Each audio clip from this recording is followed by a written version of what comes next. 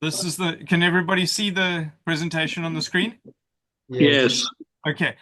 Now, the thing is that this is just a little history lesson is that Spain used to be controlled by Carthage. The way that the Rome won Spain is that they attacked the city wall, the city of Carthage, then they withdrew again, and then they attacked from the south. And then when all the Carthagins went to the south to defend, and then they slipped around to the Romans then jumped over the wall at on the north and took the city. So they were just completely unprepared, and this is why we have to mobilize. So the Romans climbed over the wall, won the city. Now the Bible, the Universal Declaration of Human Rights, and world history tell us that marriage is the union between a man and a woman. They are attempting to say that it's something different. And this is not just affecting those people, it is making people disrespect marriage because it is making a mockery of marriage. It's the same as printing fraudulent currency, makes a mockery of real currency. At the moment, we have three laws: the Marriage Act, the Customary Marriage Law, and the Civil Union Act, which is fake same-sex marriage. We also have a ruling by the Constitutional Court saying that they must recognize Muslim divorces and property inheritance from polygamous marriages. Okay, but now their proposal to solve the last one is to combine all of these into one law, and they had three ways that they could handle this. The one way is a unitary marriage act, which is the worst. The second is an omnibus act, which is multiple chapters. And then the third option is separate acts, which is what is in the existence at the moment and which we prefer. Ideally, we would only like to have monogamous marriage, but if they are going to have this, the existing is the preferred way to do it. The new law would put so-called same-sex marriage in the same category as real marriage, and any marriage could become polygamous. The law would allow any man to take a second wife. It would have risk for religious freedom, and it would create moral confusion, as we already have in our schools, and this would normalize it further. Now, the risk. Firstly, this has no protection for state marriage officers. We want protection for safe marriage officers, so we must demand that at the hearings. Then the section 11.4 says that pastors mustn't be coerced to do same-sex marriage, but we don't trust them on that. The clause can be removed, as with the Civil Union Amendment Bill, and there's no legal distinction between so-called same-sex marriage and real marriage.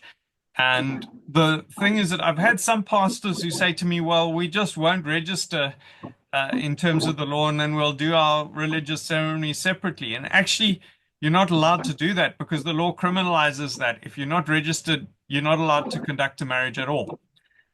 Now, if we have a history lesson, we can also remember what happened in the Second World War, which is that the British government made a peace treaty with Germany to say, okay, well, we're going to give you the outer areas, there's these blue areas of Czechoslovakia, and then after that we have peace.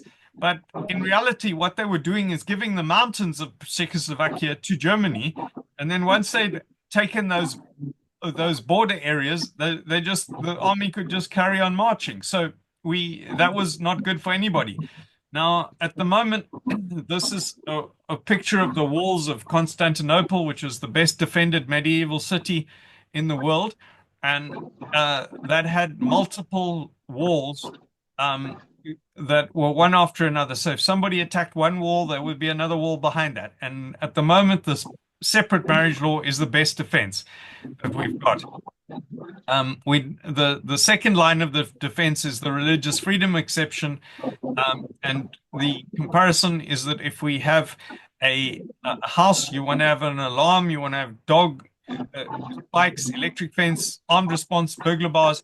You don't just rely on one solution. Now, no country in the world has ever tried what they are proposing here, which is same-sex marriage, polygamy, and gender change.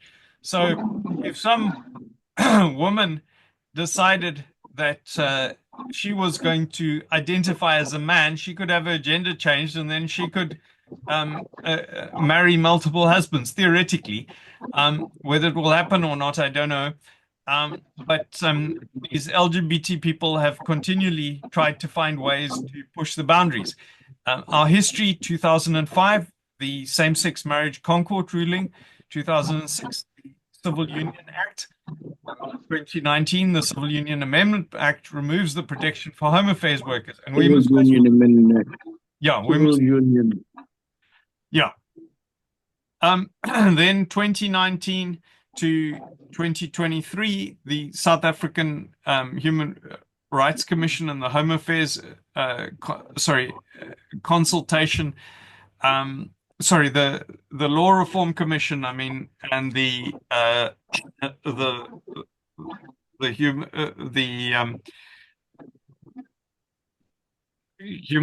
Home Affairs had a consultation on changing the marriage law, and then in 2023, 24, they proposed the marriage bill. Now, this is a graph which I've done myself showing how the marriage rate has dropped since in 2006. That's where they legalized same-sex marriage. So it's almost halved over that 10-year period. Now, what does that mean?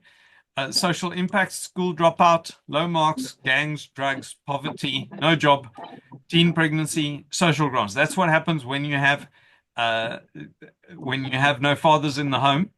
And that is the crisis that the government already has. They need to look at their crisis and stop making more crises. Fix your problems that you've already created before you create more problems.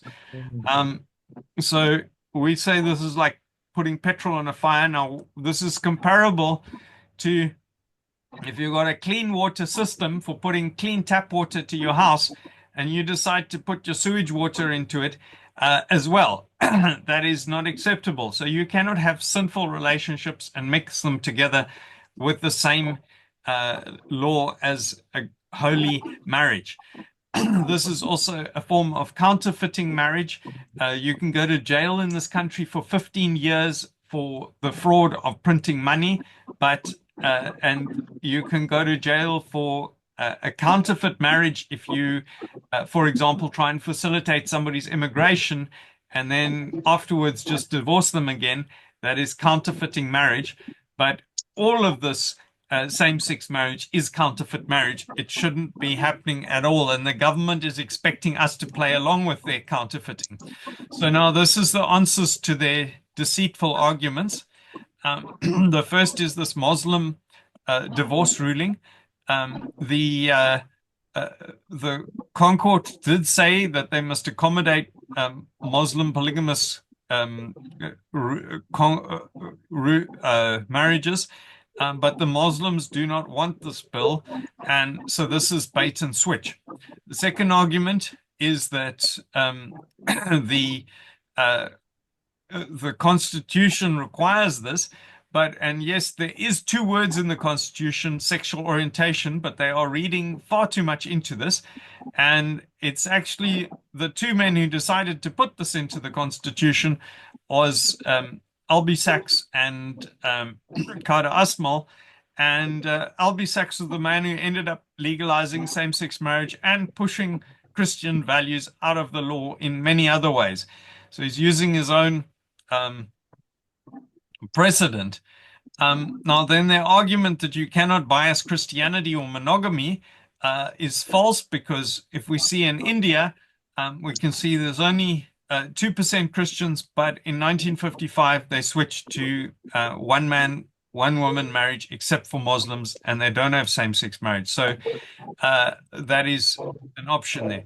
Then they claim they're just tidying existing laws. So this was a compromise that was reached in 2006. We did not want same-sex marriage. the government and the ruling party opposed same-sex marriage. They proposed as a compromise this separate act and to put protection for civil servants. Now they've taken away the protection for civil servants. Now they want to take away the separation. So this has major impacts. It's not tidying existing laws, and we have to call that out. Then they are saying this is democracy. Firstly, no, the democracy did not approve of this word sexual orientation. There's no vote on same-sex marriage, and almost nobody supported this in 2005 and 2006, let alone the nonsense they are proposing now. So we have to call them out. Then this deceit, number 6, is this claim that this is African culture, and African culture doesn't support same-sex marriage. The customary law is already accommodated under the existing Customary Marriages Act for the few people that actually want that. But this would impact all marriages. Then the last 7th deceit is the claim that international law on discrimination against women is requiring us to pass this now. All the green countries have signed this law. Only the red ones have not signed it. That is Somalia, Sudan, and Iran. None of these other countries have got this crazy proposal that is in front of us. So postmodernism is an ideology, says there's multi-authority, truth is subjective, and some of the myths that they believe in is same-sex marriage, gender change, genders are not the same, and unborn are not people. Now, we mustn't be forced to believe that. We need constitutional amendments to put an humble submission for Almighty God back in the Constitution and delete sexual orientation, and to define marriage between a man and a woman only. So that is ultimately the solution. But in the meantime, what we've got at the moment is much better. We've had some track records of victory. Just last year, this person, Sean Christie, spoke up against woke indoctrination at his university, Northwest University, and the university, he was expelled from the university, but the university reinstated him. So, and he was, that was even discussed in Parliament. There's a picture of Cyril Ramaphosa listening to Kenneth Meshu speaking on that. So we've got our chance to speak up this week, and I believe that we have to use the opportunity, but protest it at the same time as being completely unfair.